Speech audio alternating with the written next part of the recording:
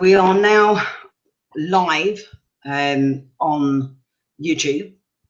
There's myself, Toni Bugle, with the lovely Shireen Qudosi, who is a Muslim reformist, and who we've noticed the similarities between ourselves. So we're not going to sit here and try and do this like an interview situation. We want to do it like this is just two friends having a conversation that needs to be had. Well, Toni and I have the best conversations as it is, so we decided why not just bring everybody else into our living rooms and have that conversation as a group. Which it seems that if we do that, as you notice, that anything you say or I say, we are automatically deemed as being racist, Islamophobe haters. And we want to try and squash this whole, I can't criticise Islam because if I criticise Islam, I'm an Islamophobe. And that's or that I hate all Muslims. That seems to be the favourite recently, that if I say anything about Islam, I must therefore hate all Muslims. And that's just, it just simply isn't true. Well, and I love what you were saying right before we went live, and that was that sort of idea that you're an Islamophobe or that you hate Muslims or that you don't have a right to speak because you don't have enough knowledge or the genetic code to speak on these issues was something that was exclusively towards non-Muslims about up until the last 10 years. And now that same argument is being applied to people like me, to Muslims who have been born and bred Muslims, who have studied the faith. Oh, it's like if you don't have the right opinion, if you don't have the the right sort of colleagues or the right funding sources or the right look or whatever you name it, if you don't check off all these boxes, you're officially you're not Muslim, you're takfired, you're an Islamophobe, you're doing this for the wrong reasons. And that to me is more dangerous than just saying, oh, Islamophobia. And I experienced it today. If you go to my Twitter, at Shireen Qudosi on Twitter, you see the conversation that I had with Mubin Sheikh, who's a radical turned counterterrorism expert, which is basically going from an Al-Qaeda affiliation to a Muslim Brotherhood affiliation because he's still as much of an Islamist. And you see a professor called Mia Bloom, and that exchange there shows you exactly what I mean. And that is that this sort of ability to have this dialogue is taken and locked away in an ivory tower, that it's more like the tower in Lord of the Rings, where you can't go up there and you can't talk about it unless you subscribe to that sort of vicious ideology, which is so different from when any religion started out. When we talk about the prophets, no prophet had an education. They were illiterate. When Islam itself was politicized, it was politicized because of scholars like Mia Bloom, for example, where they talk about the most contorted understandings of Islam and they indoctrinate that, which is how we have political Islam today. And so that sort of behavior that you can't have an opinion unless you have a certain degree, you can't have an opinion unless you have the right opinion or unless you have all the certificates, it is such a violation of faith. That's like it's like me going to some village in Pakistan and telling that person, that woman who's being abused, that man who's been indoctrinated, that you don't have a right to think or say anything because you don't have a piece of paper. And that to me is vile. It's vile. This whole you can't have an opinion about Islam without you. I'm told every time I have an opinion about Islam, I hate all Muslims, and it's simply not true. But yet it's used as a way of trying to shut me up from having an opinion. But if you do that, surely then you're expecting me to live in a dictatorship. Well, absolutely. I don't want to live in a dictatorship. I want the freedom to criticise any religion and or faith or ideology, whatever terminology people want to put on it. But the truth of it is, right now, we have a problem with Islam. We don't. Yeah. I can sit in a cafe and I can criticise Christianity, and no Christian's going to walk up and want to kill me for it. But I had either an ISIS sympathiser or maybe even a member of ISIS, I don't know, coming onto my Twitter and saying, kill all kuffar, kill them all.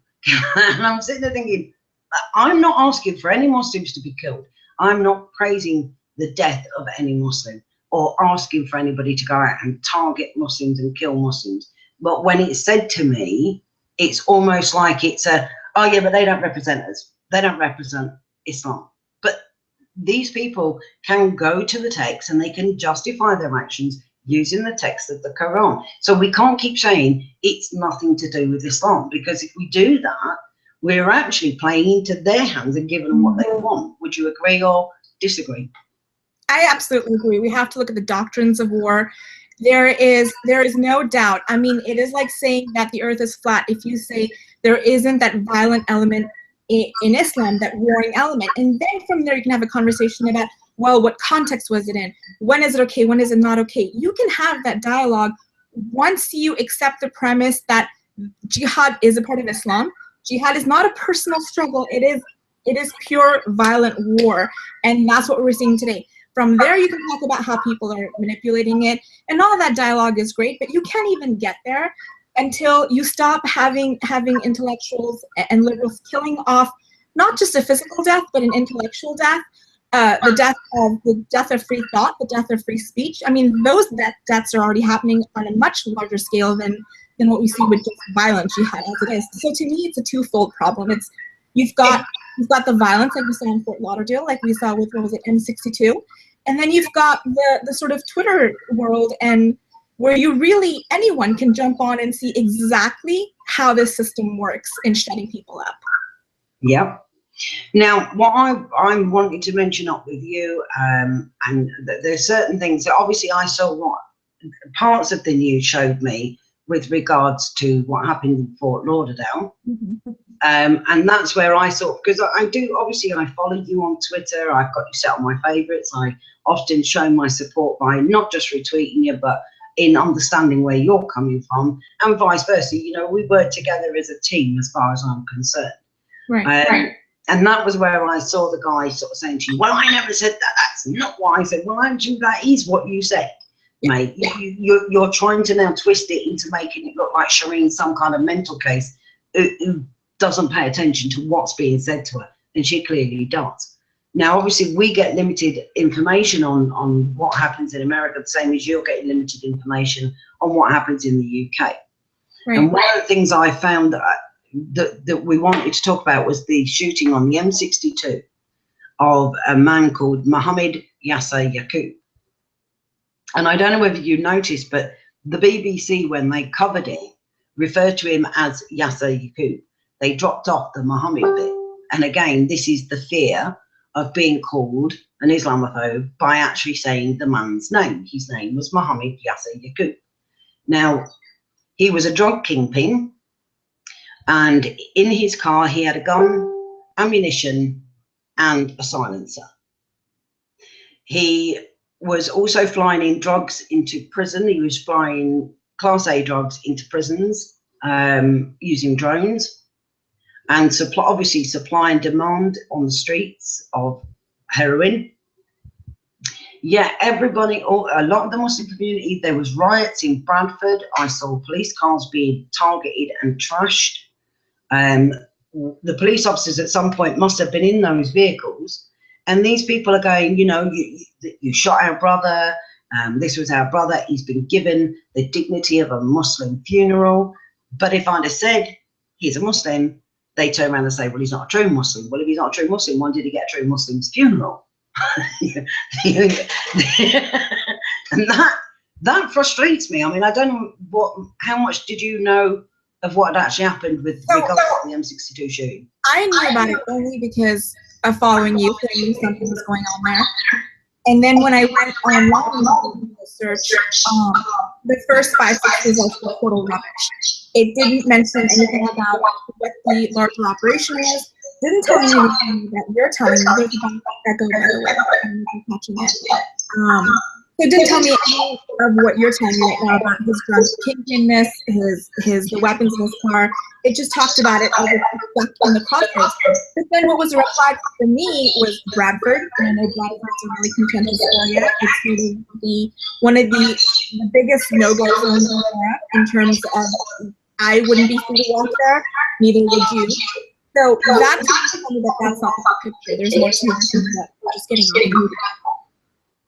Well, allegedly, days before the police shot him, he had held a gun to a woman's head.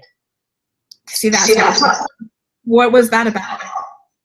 Well, this is why, you know, when they say, well, he's not a true Muslim, you know, you can't tar all Muslims. Well, I didn't tar all Muslims, but I'm not going to skirt around the fact he was Muslim. And then you have the father and the mother and everybody's going, he was a good, kind, decent family man. And then you find out he was on dating sites where he advertised himself as being adventurous. Oh, you were adventurous, all right, sunshine. But you were a married man. Yeah. Therefore, you were on a dating site. I don't see how that makes you a good, honest family man. You were a drug dealer. You were a kingpin. You were a gangster. You were driving a Lamborghini and an Audi. I'm lucky if I can afford one car, let alone two cars of that kind of type. Well, let's go back to if that's the culture where, especially when it comes to the men in the family, there is a complete sort of blindness to anything that they're doing. So I was watching the video on the transit where Mood and Shake was involved in that bust, and that's where he made his name, which is why he also doesn't have a lot of credibility in the community. People think he pulled out, which is a whole different story. But in that, one of the defendants' father, he was going on about what the evidence was, and one of the pieces of evidence was that this guy was talking about a beheading. So the dad comes on and says, well, it was just telling. We're just talking about beheading someone. Like, no, I'm sorry. Average people don't talk about beheading other people. That just doesn't happen. And in my own life, with the culture that I was raised in, there was some years of violence and a lot of challenges, especially with members in my family, where there's physical violence as well. And even though, for example, my mom had seen it and witnessed it, they don't register what they're actually doing, even after the fact. Memories are blocked out, so they're literally seeing it. It doesn't matter how much evidence there is; they just block it out as it doesn't happen. And to the detriment of the community. So this is just a systematic treatment of not just women, but of sort of insulating the men from any sort of accountability and responsibility. And when I'm on Twitter, for example, and when I'm engaging with guys, that's the violent mentality about in the way that we talk to women, in the way that we're disrespectful, in the way that we're sort of just branded as fraud and crazy and liar and opportunist, rather than actually getting into different ideas. And so that sort of systematic, I don't even want to call it apology because it's just not a strong enough word. A systematic hate of women, it's there. We don't exist unless it's for whatever their need. Well, one of the things that this ISIS sympathizer said to me was, you need to die, you ugly old dog. And I'm sitting there thinking, well, that's really pleasant. Thank you very much. I'm really bothered by the fact that you think I'm a dog. Not. But they go there. They go to appearance. They go, which is the same thing that I did with, I shared a video on Twitter yesterday about how German women, a Christian woman, is speaking out passionately against radical Islam and Sharia. And she's not 100% right, but it doesn't matter. She has a right to speak. And the Muslim men and women in the sort of side of the video are spitting at her and taunting her. All the men are calling her abusive based on looks, just like what happened with you, Toni. It goes straight to looks. You're a whore. You're ugly. No one cares about you. You should get F, Y, and Z done to you. And that is that sort of pattern of thought again.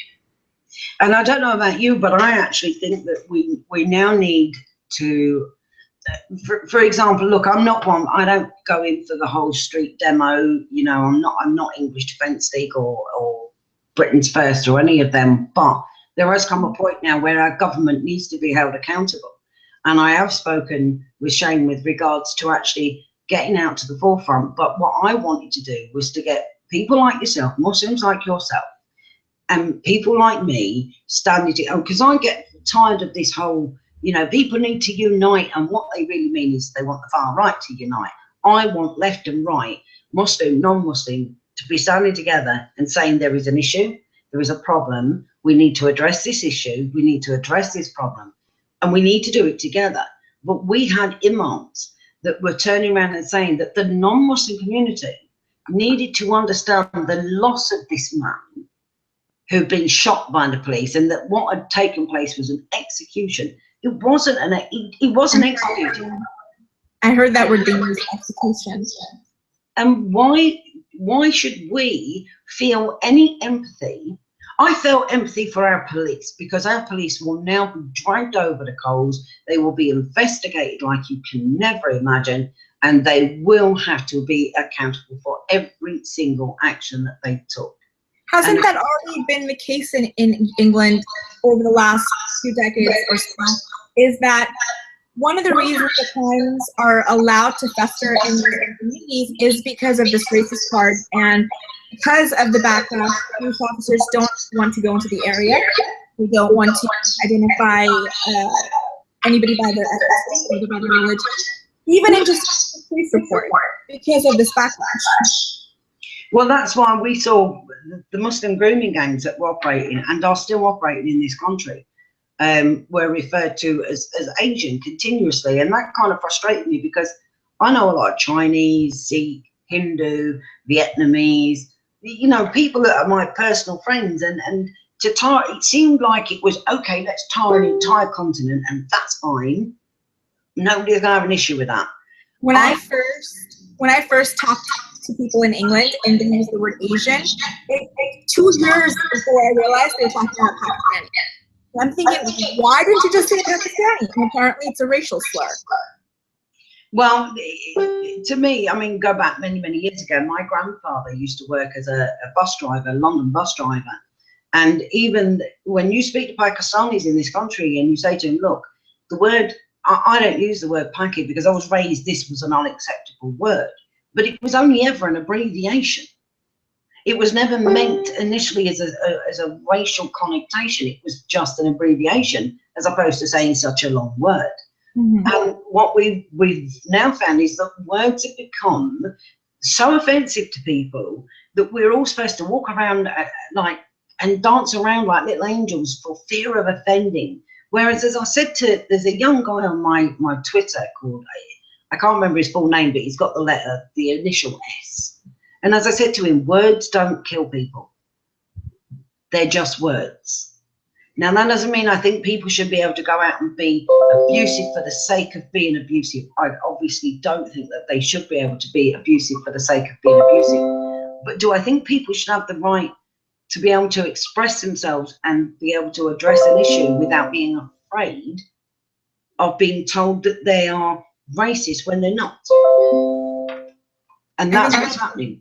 Yeah, absolutely. I think it's frustrating that you can't have that honest dialogue. And we've been talking about this for the last year, and ever since I met you, and there's this sort of confusion in the language, but it's more than that. It's more than just saying we can't mention these words. And it's actually incredibly challenging to do, to be able to talk about something like ISIS and radicalization without mentioning the ideological driver. So how do you do that? Manipulate yourself and your thought process and the natural sort of logic of things to the point where you're just completely missing the seed of the entire problem. And now what I see, and I have it in one of my Twitters from YouTube this morning, is we have that left and sort of the dodgy funding of academics that come out of the left. We have them raising climate change deniers and the sort of lunacy that they're associated with anyone that ties radical Islam to violent jihad. I'm bored that you now are going to that extent to associate sort of a denial of books with another denial of sociological facts. So, but that's the key, where their new sort of method is to ban any sort of honest conversation is crazy, which is actually really offensive to general mental health, especially in light of Fort Lauderdale and the entire sort of liberal landscape of Muslims is talking about how it's a mental health issue. And rather than acknowledge real mental health issues and in the full context, first talk about mental health, talk about veterans affairs, but then on the next second, you're going to brand any reformer as having as being crazy or as being delusional. I mean, that's disrespectful to people with actually mental health. Yeah, joke about that. And as I said to the guy on your Twitter, I said, look, you don't know if this man walked in and claimed this, that, and the other in order to disguise the fact that he was going to go and commit an act of jihad. and it could be blamed on mental health. But to be quite honest, look, there are lots of people committing acts of jihad, and the truck at the moment seems to be very much a favoured weapon as well. You know, getting into a truck and ploughing into people and killing them. But when what they say is things like, they go, a truck ploughed into, no, the truck didn't plough into anybody. The person driving the truck ploughed into these people while shouting Allahu Akbar. Now, a lot of people don't understand why non-Muslims at the moment, I don't care who they are. If you were on a bus, whether you be left, right, black, white, is irrelevant. If you were on a bus, a tube, or anything else, and you heard at the top of your somebody's voice the words Allahu Akbar, you're going to want to get out of the way really quick. Well, let's take the logic back a little bit, because if I got into a car accident tomorrow, God forbid, I wouldn't say the car crashed into the tree. I drove, or I crashed the car. You possess the action. So when you use everyday language into sort of common sense way, and you sort of do these acrobatics, these legal acrobatics to get around accepting responsibility for larger terror attacks, it actually drives more animosity towards Islam. It drives people towards the far right, because quite honestly, what other solution is there at this point? I'm not advocating far right. I'm saying I understand why people are flocking to it and they're flocking to it, because it's frustrating to live in a world where you can't say black is black, white is white, and I mean it in a non-racial sense and just a sort of like factual sense. But you just did it even then. You went, I don't mean it in a and the truth of it is, you and I have had this conversation with before, where if you said to me, I'm a blonde, well, obviously, hello, I'm blonde. If I said you were a brunette, don't want to state the obvious, you're a brunette. How dare you, Toni? How dare you tell me you're a brunette? I know that deeply, deeply you'd love to be a blonde. But I can mention your hair colour, you can mention my hair colour, but if you mention I'm white, and I was to say, well, you're a slightly darker shade of white than me, although you are actually quite pale-skinned. I think that's another reason I'm not a real Muslim, is because I'm too light-skinned to be a real Muslim. Those are also things that I hear. And yet, does it not say in the Quran that actually the virgins they get promised have got the purest of white skin, so white that it's virtually see-through? Yeah. You've got that. So, and when I say this to people, I get told I'm wrong. And I go, no, but I'm not wrong. I'm not just randomly picking this stuff up. And they'll say things like, well, have you read the Quran? Yes, I've read most of the Quran. I've read The Life of Muhammad. I've read The Reliance of the Traveller. I have read most of the Hadith. And they go, oh, yeah, but you're not a scholar. You know, stop making excuses of telling me I can't talk about something because according to you, I'm not educated enough. When the truth of it is, I don't need to be educated to read what's there. And all of this out of context and misinterpretation, it doesn't matter whether you've got thousands of Muslims living their life in a very peaceful way, harming nobody, causing no harm to anybody. The fact of the matter is, those very Muslims, and they say, well, why do we have to apologize? I don't want you to apologize. I want you to try and understand, not you personally, but Muslims as a whole. I want you to try and understand, why do non-Muslims feel the way they feel? And only by having these conversations, and you and I prove this, that you and I talk very openly, very honestly. And we don't always agree, and that's fine. It's how do we deal with this information or an opinion that we didn't agree on respectfully, and then move on beyond it. And it's not a matter of, you know, and I think that it's such a vile sort of mentality that we can only associate with people who think like us. Nothing involves them.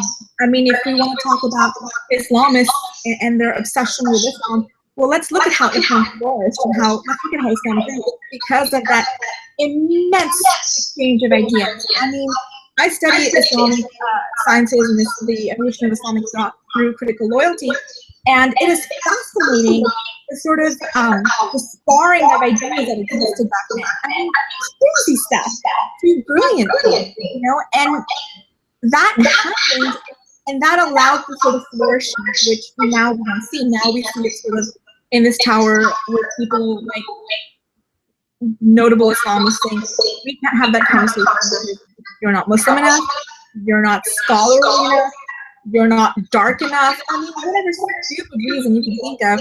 That's a bit racist to say you're not dark enough. When you tell me that I'm not Muslim because I'm too light skinned, I mean, what are you saying? That I need to be darker skinned to sort of existence?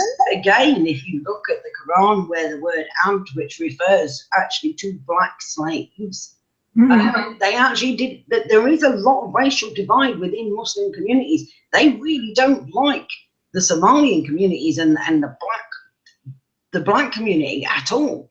You know, even ethnically, in where I live, there's a huge Arab population and there's a huge Pakistani population. They're constantly at odds. I mean, they don't work together. They're hardly co-organizers in the way that you would think Muslims would work together in a glorified idea of Islam. It's not there. So when you go to Hajj, yeah, it's great. Everyone's all together and it's all one community. But in the real world, it doesn't work like that. Just look at how Saudi Arabia treats its immigrant population. It's dehumanizing. Look at how they treat refugees. They don't treat refugees because they don't even care. It's absolutely dehumanizing.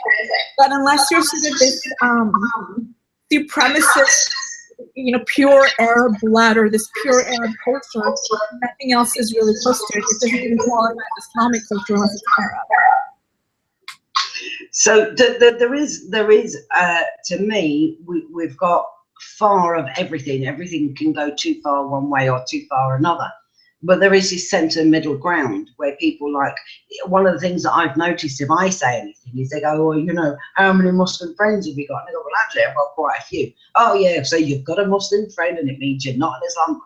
Well, actually, if I was this really, the word Islamophobia itself irritates me. That's an irrational fear. A phobia is an irrational fear. I don't think it's irrational to fear somebody blowing up another double-decker bus in a London Underground. I don't think it's irrational to fear another soldier being beheaded in the streets. The people who were in Fort Lauderdale yesterday, and there was a video that went around about of after the attack, and they were crouched, and it was right after the attack happened. Those people were genuinely in a state of fear. Are they at that moment Islamophobic? Because that's about as true of a definition of Islamophobia as you can have. Anything beyond that, to me, it's not Islamophobia, it's Islamic frustration. And I think I understand where that's coming from. I think there's also an element of Muslim frustration for non-Muslims, because there is this. For non-Muslims?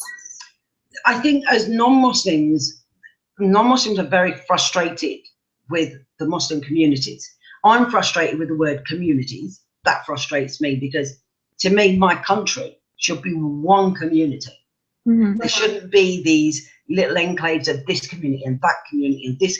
It should be one community. But we don't have that. So they refer to the Muslim community. And whenever a Muslim does something good, it's splattered everywhere. Muslim person does so and so and so.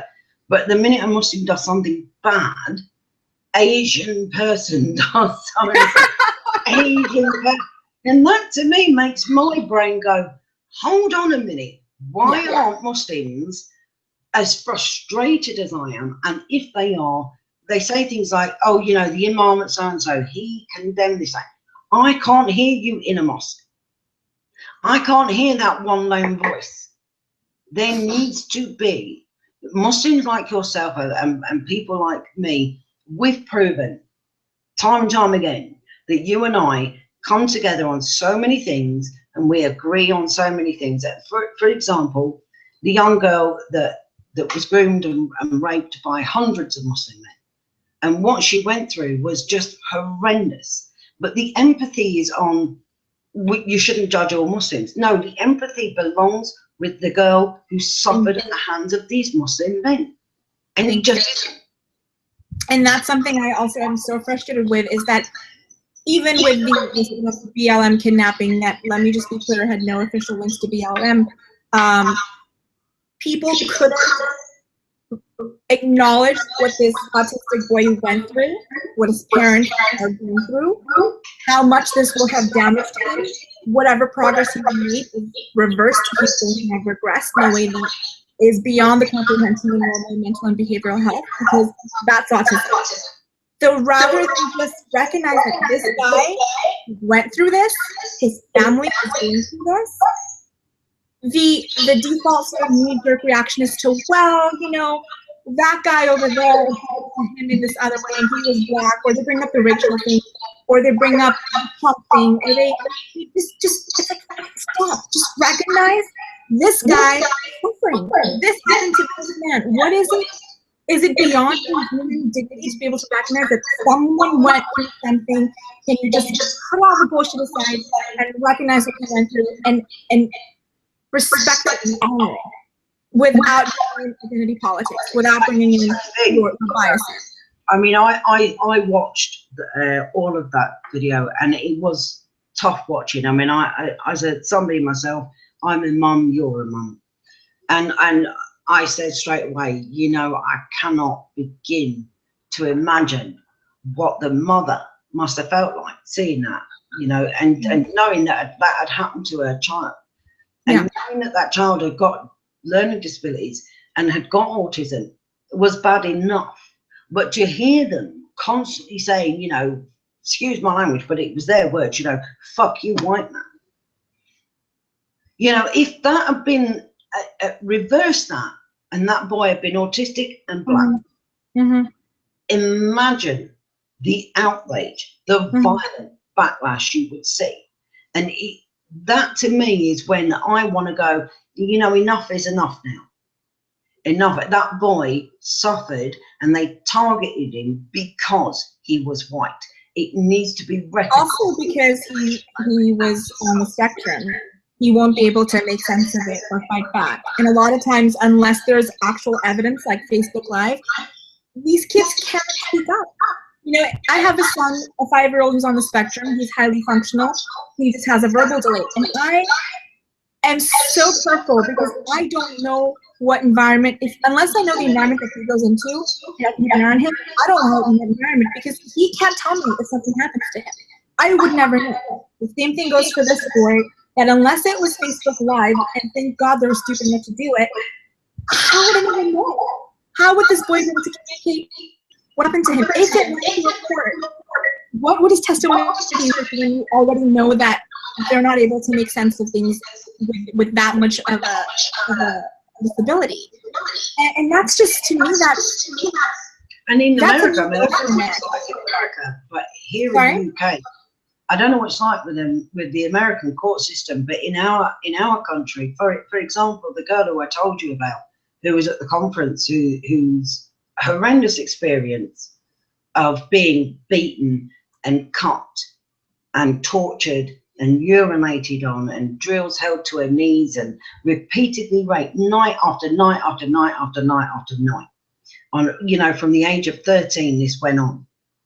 And because she suffers with PTSD, not surprisingly so, the police wouldn't touch it because they knew that the CPS, the Crown Prosecution Services, would say she was an unreliable witness. So no mum will ever see even the remote part of a prison cell for what they did to her. She will never get any justice, yet she has to find a way every single day. She's living with it. She's living with it. It's never going to be over for her, ever.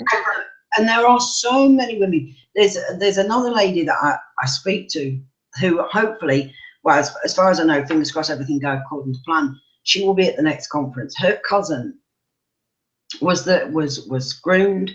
She was raped to the point where he even branded her on her back by forcing her to get a tattoo that said "Property of Flavia." Now, he was Muslim and he did this to her and then he murdered her. Now, nobody knows her name. Nobody knows who she is. And as much as what happened to Stephen Lawrence was horrendous, but if you come to England, you ask people who Stephen Lawrence is, everyone will know nobody's allowed to forget who Stephen Lawrence is. And that's right. Nobody should be allowed to forget it. but yet we're allowing them to forget this girl. Mm-hmm. So to me, it's almost like, in truth, me being the colour I was born with no choice, and you being born the colour you were born, I matter less. This girl matters less than if I was born Muslim or black, and that kind of pisses me off. Mm-hmm. Because I don't like unfair. I like fairness. I like true equality. Is recognising that this girl suffered, and if we can help her, I mean, I'm going to be setting up a GoFundMe for her, because she still needs help with her counselling. She What's needs. Her day-to-day life? Sorry. What's her day-to-day life? What's her day-to-day life like? Yeah. Hard, really hard. She doesn't live a luxurious, rich life. She suffers with night terrors, depression. She has to be careful with, doctors will only give her a limited supply of certain medications because she has overdosed in the past, self-harm, and the only support she's got is her family. And although her family love her, they're not the best support in the world. And a lot of people will say, why doesn't she move out of the area? And when I try to explain to them, well, the reason she won't move is because if you take her and you stick her in an area where she knows nobody, she won't trust anybody, she won't make friends with new people. Understand. You're going to get up the next day and you're going to find a dead girl. That's what you're going to have. Yeah. Because it would be too much for her. But when you try to explain this, people don't always understand that their answer to everything is moot. Well, that isn't always the answer to everything. And the fact that she still has to walk through this area where these men are, she has been approached by many of these men. Even to this day, they will approach her and remind her of what they did to her. And still she can get no justice. And she will never get justice. And that's at the point where Marius does step in and say, okay, what can we actually do to help? And yes, she knows it doesn't matter if it's 2 o'clock, 3 o'clock, 4 o'clock in the morning, 7 o'clock in the morning. Do you want to give people a quick little summary of Marius? Not everyone's going to know. Well, for those who don't know, it should be mothers with big mouths, but it's not. Marius is Mothers Against Radical Islam and Sharia. And I give a lot of support to girls who have been groomed and raped by Muslims. I also give a lot of support to Muslim women who have suffered because of Sharia law. And I give a lot of support to apostates, both male and female. I've also helped people that have found themselves homeless or facing possible homelessness in order to get them securing their accommodation. And I have also removed a girl who was being trafficked very covertly, very carefully. We removed her from that particular area. So Maria's what's the website? It's marias.org.uk. I recommend everyone go check it out, read some of the stories on there, because for all the sort of logic games that people play on what exists and what doesn't exist, you can't deny the power of a testimony. So go to marias.org.uk, read the stories. If you can support Toni in some way, support her and Toni, support her in some way. Otherwise, just be active, be aware of what's going on. Create our own social networks. I think that's really important. Is like with the MCQ, I couldn't rely on Google searches. I had to rely on you and on contacts in you. You have to create your own network. And for those who don't know, Shireen is coming over to the UK very, very soon. Yeah, a couple of times this year, hopefully. So we'll see. And I've already told you, I'm the pull-out sofa. You'll be fine. The worst case scenario, we'll throw a mattress on the bottom. No, seriously, you are more than welcome to stay here. Of course. And hopefully, I would like the opportunity then to introduce you to some of the people that I work with. Obviously, I don't shout out about too much, but Maria's website is endorsed by Baroness Cox because she knows I'm trying to do things the right way. And I'm trying to bring these voices together. In fact, one of the ladies that I met through Caroline was a lady called Fozia. I'm sorry, a lady that I met through Baroness Cox was a lady called Fozia. Okay. Now, she was, at the age of 16, she was sent out what she thought was a holiday to Karachi. She hadn't been to Karachi since she was 2 years old. And when she got there, she was taken by gunpoint by her uncle and forced to marry her cousin. And people don't think these things happen, but they Hold do. on, give me 1 second. My 2 p.m. alarm came on. It's Christmas, so 2 p.m. for you, and it is 10 p.m. for me. 1 second. Let me turn on this. Okay. I don't normally have Christmas music after Christmas. I just haven't changed it yet. So disclaimer. Okay, sorry. Can you go on? So she was going to go to Karachi on holiday.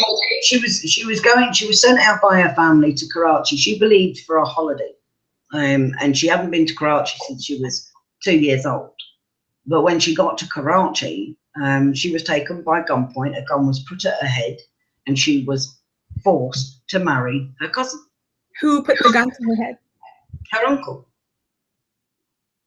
Now, and you guys, if this sounds far-fetched that an uncle would do it, let me tell you that my estranged uncle in Pakistan, who I haven't seen in over 20 years, I think, found out that I'm doing this homework, and in a very quick public Facebook message or comment said that he finds it his duty as the guardian to stop me and to do whatever it takes to stop me. So Pakistan is also a country that I would visit, even for the upcoming invasion of a much-loved cousin. And this is real. People feel like they have a right as a male, as an elder, to do whatever the hell they want to. And they actually believe this. So this is not something far-fetched. This happens. And I do find that Muslim women find it very, very difficult to actually put their experiences, write their experiences together, and put it down in writing for it to be shown and shared. People find that really, really difficult to do that. What happened with Fazia after she was forced to marry? She managed to escape and get a divorce from him, and I'm not sure who it was she married, but she did face more abuse, more domestic. Being in Pakistan. Or did they come back here? I'm not sure how she got back here. I mean, I've not had a chance to sit down with her. I have actually got her website. I'll dig her website out and I'll send it over to you so you can have a read of it, because she's got her entire experiences written up on her website. But she and I have spoken at length, and I've explained what Maria sees, and she's another lady who straight away said, absolutely, you and I, we need to start tackling this issue together. And we were talking about the whole investigation into Sharia courts in the UK. But the people they've got investigating these courts, Shireen, they're people that are going to sit there and go, oh no, these are fine. This is fine. It's no problem. And therefore end up seeing it enshrined in UK law, and that cannot be allowed to happen. So I'm hoping when you come over that if we can arrange it for a meeting between myself and Fozia and you and other like-minded women, and it would be great as well at some point if you and I could get out to Canada to Bar Hill, do the same thing there, because I think unless we can't solely say it's down to just Muslims to address this issue, because I don't think as a non-Muslim I should be ousted just because I have to be non-Muslim. And what I want to do is show that actually people like you and Zudi Jasser, who I've got a lot of respect for, we're prepared to actually work together to try and find solutions. I think you mentioned how these women don't know how to craft their stories, because it's not a matter of just writing it down or speaking it, it's reliving it, it's making sense of it. So that would be an amazing project if somehow we can get that ended, or someone can support that to help these women put together their stories and get it out there. Because the power of a personal memoir or a personal narrative not only is one of the most effective ways to communicate an experience, but it's also an act of self-reflection that no one can take that away from you. When you share your story and you find your voice, that's not something that comes easily to a lot of people in different cultures, to find their voice. It took me 35 years to know how to have my voice, and I've never been through half of what these women have been through. So imagine what these women have been and how difficult it is to find your voice. And I also think that, you know, the minute you find that voice, there is a major problem with a lot of Muslim women in this country can't speak English, and therefore writing it in English equally as difficult. It really is equally as difficult. And but not impossible, because you shared a clip the other day of these Muslim women, and again, it's this constant blame of the West. You know, well, they invaded and they did this and they did that, and therefore they should. Well, sort of stroppiness that comes with it. Of, you know, it's, you know, God damn it, it's like they will not let the colonial era go. It's that sort of, I mean, we could be 1,000 years down in the future, and they're still going to be talking about, you know, 1942 or 1850 or, you know, that sort of like bygone era. And there's that sort of stagnation of that thought and argument that you just don't go beyond that. And it's very much like saying, like, you now, as a woman, complaining about whatever, but putting it down to when you got kicked in the shins when you were 3 years old. Okay, I get it. We're kicked in the shins. I'm sorry, but can we move on beyond that at some point? And they just don't. But women who want to share their stories, who speak Urdu, for example, which is the dialect in Pakistan, there's still potential because other people will still hear it. And the Urdu language, I speak about 5 languages. The Urdu language is beautiful. It is poetic. I mean, it is also very difficult to translate with the same level of emotion. So there's no reason why it can't be said in Urdu. So we can get to other women who speak that language. At the same time, also be translated so that it can reach another audience as well. There's no reason why it can have dual audiences. So how would you, as a Muslim woman, talking to somebody, you know, common like me, what way would you like to see the issue of Islam addressed without this constant backlash that you must be far right, racist, Islamophobe, fascist, Nazi? See, I actually think that those who scream those words, they are the new fascists, they are the new racists, they are the new bigots. And it must be a real slap in the face to wake up and look in the mirror and know that the very things you're screaming at somebody else is the very thing that you want. They don't see it that way, though. They genuinely are convinced. They're convinced. So in one of my Twitter links today, I share, it's the one where I talk about Mia doing, and I share an image of a screenshot of a conversation on Twitter between her and I. Go to the second sort of reply I have to that tweet, and there's a fantastic clip from Mark Stein and Ted Cruz talking about climate change deniers, and Ted Cruz at the end of it, he's brilliant. He ties it to scientific exploration, and in a way he ties it to religious extremism. So watch that clip and understand how these sort of comments that are such exaggeration are really, I mean, I'm losing my train of thought here. But basically, this is the way they think. They think in terms of scientific ideas, for example, that we thought are absolutely asinine to still hold on to, but are held on to by some group. That sort of mindset carries over to liberalism when it comes to political agendas, radical Islam. That sort of same mindset that says, no, the earth is flat, I'm convinced and you're wrong, and you're a bigot if you say that. And that's really the point here, is that if you watch that video, you kind of see how those ideas are tied together. And for me to answer that question, it's a matter of not knowing not knowing how to back down, being present, showing up, but learning how to do it better every time.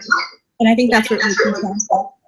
And with regards to what we saw happen, I mean, just sort of give me the heads up, the exact kind of what actually happened in Fort Lauderdale. Okay, so, you know, and it's funny, Tony, because we hardly even cover it here in the news anymore. the attacks just don't have coverage or the same kind of traction. It's like, oh, another attack, you know, or oh, the images are doctored. So let me explain. In a nutshell, there's this guy that flew in from Canada and flew into Fort Lauderdale. He had a check gun. He took the gun, went off, loaded up, shot people. I think 5 people died. I'm not sure about the numbers. One was a British great-grandmother. The initial results were that he was Latin. His name was Santiago. Immediately we find that he actually had an ethnic Muslim name. He's actually Muslim. He's a veteran as well. He walked into intel offices and talked about how ISIS, how the CIA stations to watch ISIS videos. So there's an entire cluster of a story of who this guy is, what his identity is, what his motivations are. But rather than actually take this sort of platter of spaghetti and kind of just tease it apart and say, okay, well, what do we have here? Let's lay it out. The sort of liberal, left-wing, Muslim progressive narrative is, oh, it's mental. And that's all there's to it. Meanwhile, I think you'll see in the doctor this image, there's he's holding the one finger sort of shahada sign of ISIS, which is an affiliated sign, which means one God. They doctored that image, the top off, so you can't see that. They lightened his skin tone. So it's not only sort of like a denial of and a refusal of conversation. So if it's mental health and veterans affairs, let's talk about that. But while we talk about that, we also talk about the fact that the ideology is a driver. That even if he's completely batshit crazy, in his crazy mind, he believes this doctrine of jihad. He's in that doctrine. And that's something that our country at large doesn't want to talk about because it's offensive, it's Islamophobic. And I'm looking forward to it because at least we can have the conversations and hopefully we can help them sort of shift in the way that needs this country. That we're not having to spend time digging up information or you know, being Sherlock Holmes trying to figure out what actually happened versus what we're being told. I think as well, now that I've finally figured out how to do this, I think that we perhaps need to do more collaborations and perhaps even getting third parties, because you can have more than one person onto these particular things. And this needs to become a regular thing so you and I can start actually addressing a lot of the issues, and instead of skirting around these issues, which a lot of people are doing, and it's not helpful. And be responsive. I think we should be responsive to news events as they happen. Just to have some sort of counter narrative out there that you know, and it doesn't have to be that we have to have a report of all the facts, but people want to be able to feel like they're connected, to have some sort of real conversation, and the news isn't giving it to them. They're not going to read it. They're going to get it to people, like real people like me and you and other people like us. Well, maybe that's what we ought to do then, maybe. You know, because obviously the people in America aren't always understanding what's happening here in the UK. And obviously, I don't live in America. I can't always guarantee I know what's happening in America. And I know Americans have a completely different way sometimes of thinking about things. In fact, it's worse if it gets as bad in America as it is in the UK right now. Then they're going to have, as in, we're told constantly there's no such thing as no-go zones in the UK. There is. There are areas where not only is it not safe, you are made to feel you are, one, not welcome, and two, you better leave really quick. I've heard stories, yeah. And I've actually heard on the phone. The mistake people make is they think these are military no-go zones and cordoned off and no one, you can come in and go as you please. There's a good chance you're going to get harassed, mugged, beaten, spat on. It's there. I mean, even for you, I mean, if you came here and, I mean, my stepchildren, I have 3 stepchildren from my one and only marriage. Me and my ex-husband are still very good friends, you know, and we always will be. And I remember when my stepson, who is now 30, I think he's now 30, I'm trying to remember, I think he's 36, 37 age. When he was a young man, was stabbed by a gang of Pakistani men or boys. And the reason he was stabbed was because he was constantly the buffer between stopping these Pakistani lads getting anywhere near his 14-year-old sister at the time and his 7-year-old sister. They would harass his 7-year-old sister. And I do remember going to pick my stepdaughter up on one occasion, or both, all of my stepchildren, we were going to pick them up. And my daughter at the time, my stepdaughter at the time, was in the back of a blacked out transit van being driven by a group of Pakistani nuts.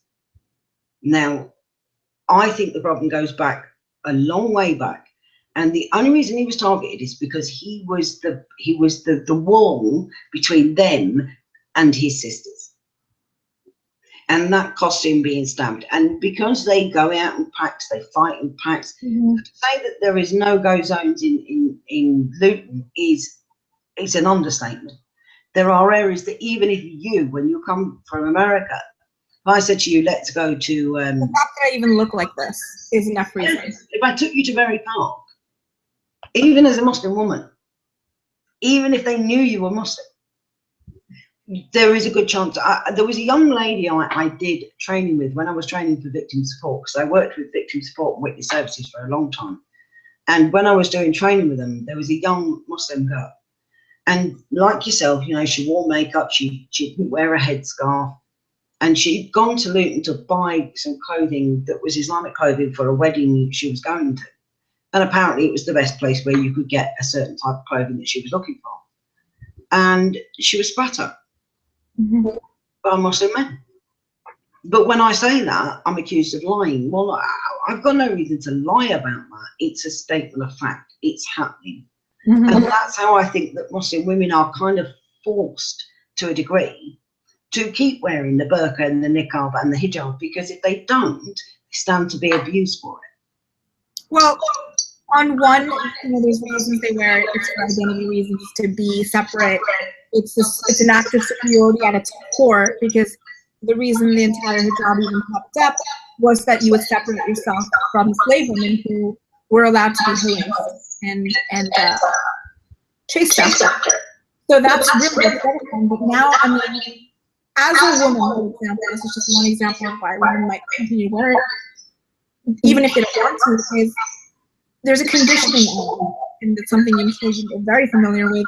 When you're wearing a certain sort of attire and you're rewarded for that behavior and you're loved more by your community and you're all of a sudden desired that type of way by men, that's a powerful attraction that you would think, okay, well, I'm wearing this thing and now I'm accepted in a way that I wasn't accepted before. So the same argument works the other way around, where you would sit down and wear nothing because, you know, you're accepted again by society that approves of that sort of attire. There's what you want to do without having it be for any sort of religious reason or social acceptance.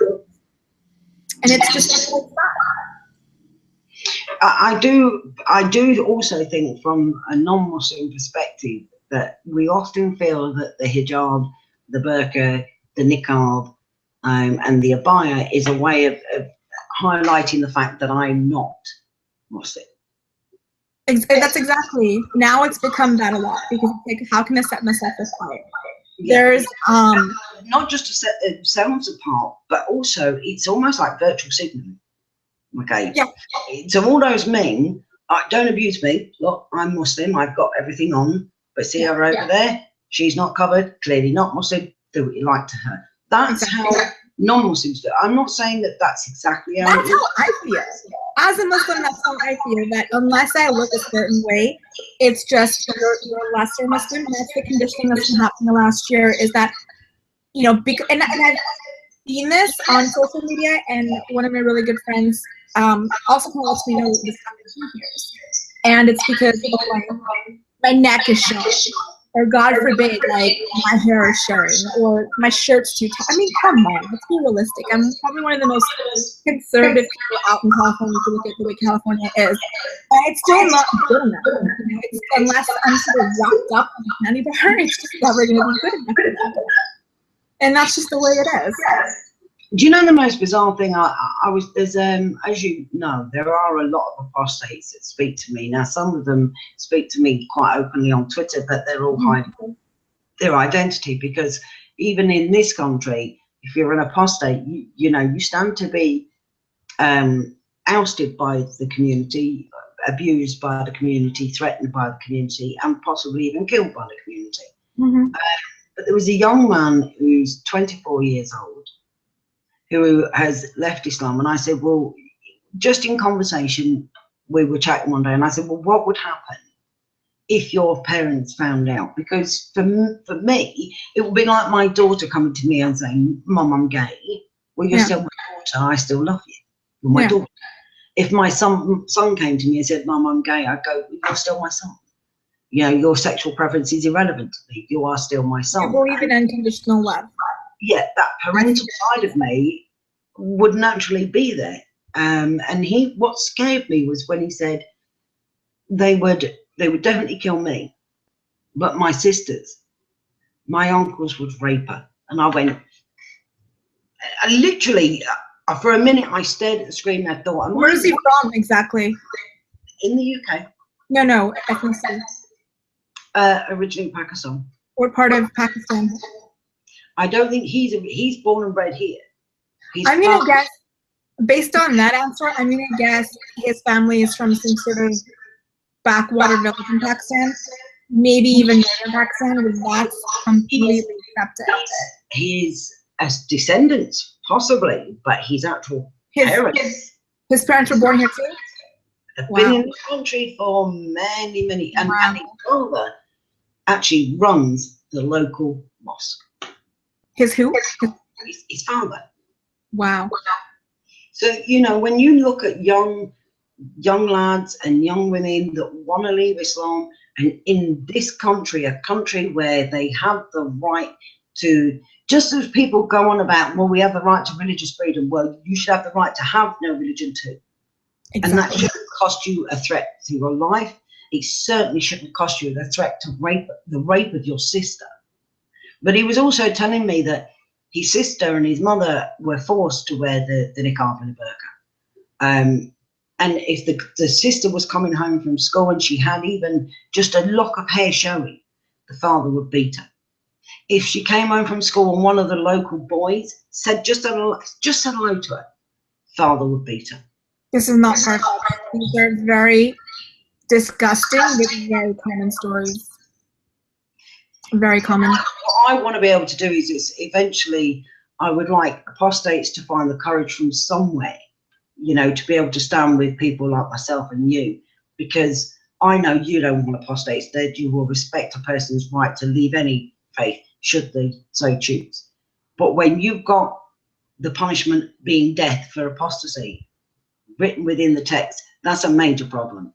That's a problem. And these people are having to live this life. Now imagine the obstacle of even having that conversation of apostasy and the death sentence when we can't even talk about Islam.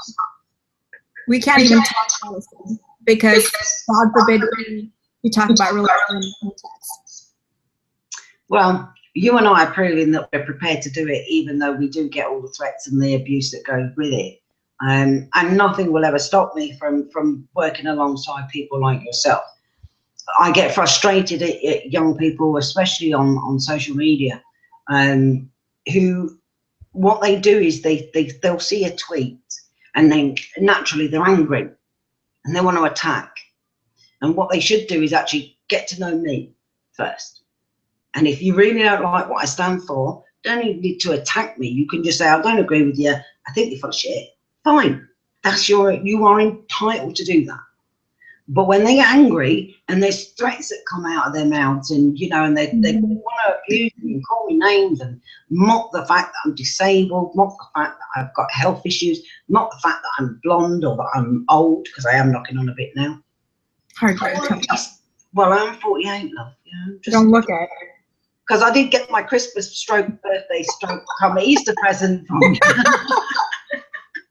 But I want to show that actually, if I can talk to somebody like you and actually establish a friendship, because that's what we have, is a fantastic friendship, almost akin to family, that we need more of us.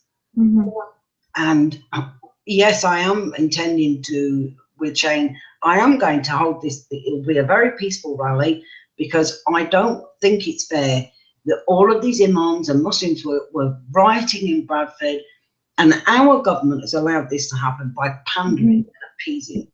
We need to hold the government accountable for what we're now seeing young people think they can behave in a certain way. And I also want to defend our police officers to do their job. They did not assassinate this boy. It was not an execution. And quite frankly, nobody talks about who did he sell those drugs to, who bought his drugs, how many girls were groomed. The fact that he's a drug dealer isn't even making the news. No, funny that, isn't it?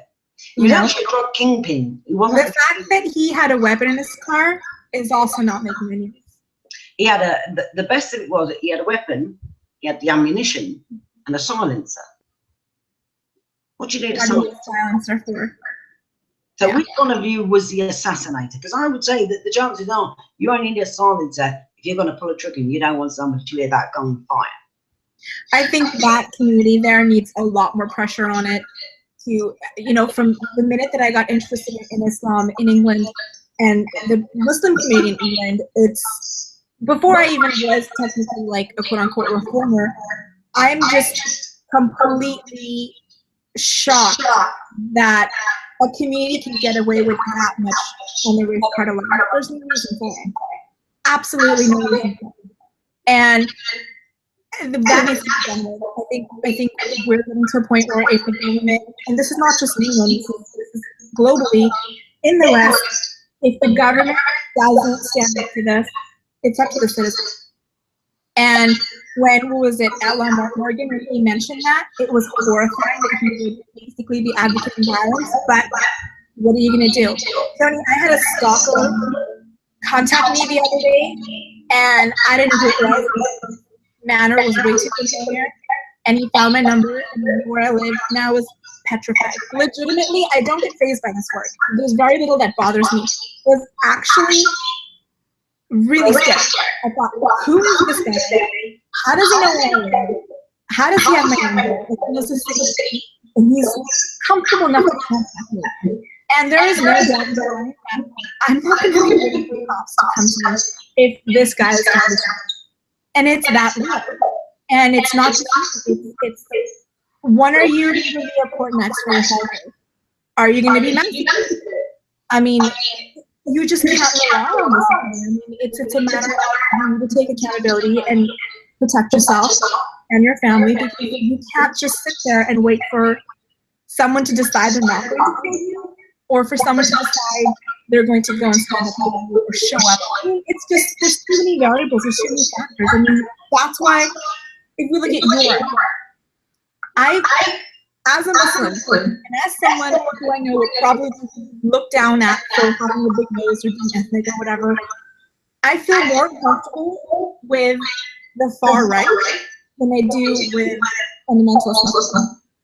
And that should tell you. Is that exactly? Does that not say it all in one sentence? And if you look at me, if you'd have known me 10 years ago, my opinions would have been deemed as being far left.